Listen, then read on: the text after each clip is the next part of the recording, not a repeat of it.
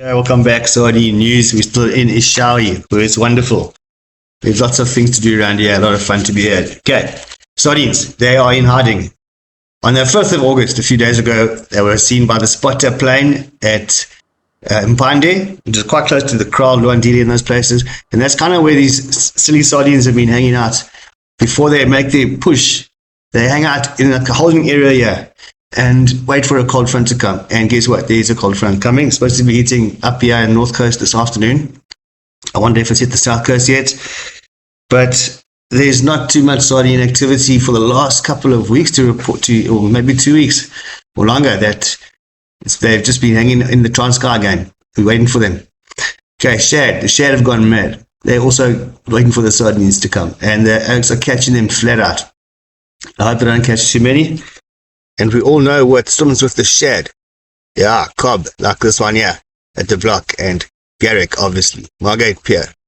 We are in Eshowe because we're on our AI SEO GEO tour, and that's just a funny way of saying find customers for me.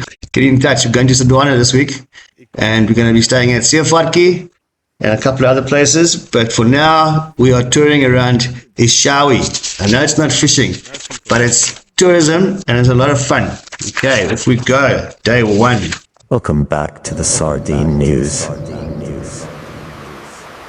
And we are off to Sugar Hill Manor, Eshowe. We're going to meet an old friend, Graham Chennells. Graham and Bruce had a walking race in 1968. I'll let them tell you all about it, and then we're moving on. It's outside of Eshowe. Yeah. And she came up to the maid and said, there's terrible things happening in Eshowe. The walking race has started, and we were walking down Sugar Hill. And I was far ahead of everybody else. Said, there's a big problem here. The whole of the town is chasing Graham out of Eshowe. Yep, and after that tumultuous meeting, we had spent the day looking around Eshowe. And I've got some good news for fishermen coming up.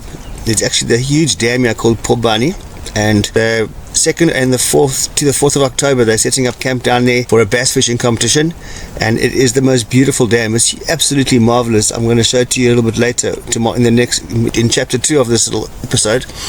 How's that old sugarcane truck? Wish they were still like that. Those big trucks only wreck the R102, made of bottle tops. Vukani Zulu. Yeah, this is quite cool. Flat day fun. If there's no surf or waves, or the rivers or the ocean's dirty, you can come and hang out here. Lani restaurants, but mainly a historic place. Very cool historic fort area. That's the man himself. Not sure where that is. Looks like Zini. Not sure where that is.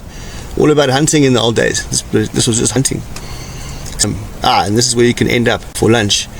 Zululand Meat Industries, eating brisket. Delicious. We're gonna hit day 2.